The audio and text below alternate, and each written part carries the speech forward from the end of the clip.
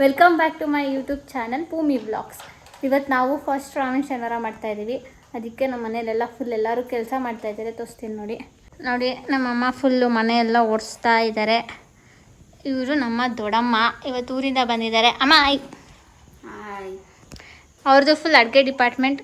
ಇವರಿಬ್ಬರು ಏನೂ ಕೆಲಸ ಮಾಡ್ತಿಲ್ಲ, ಟಿ ವಿ ನೋಡ್ಕೊಂಡು ಕೂತವ್ರೆ. ಆಮೇಲೆ ನಾನೇನು ಕೆಲಸ ದೇವ್ರ ಮನೆಯನ್ನು ಡೆಕೋರೇಟ್ ಮಾಡ್ಕೊಂಡು ಕೂತಿದ್ದೀನಿ.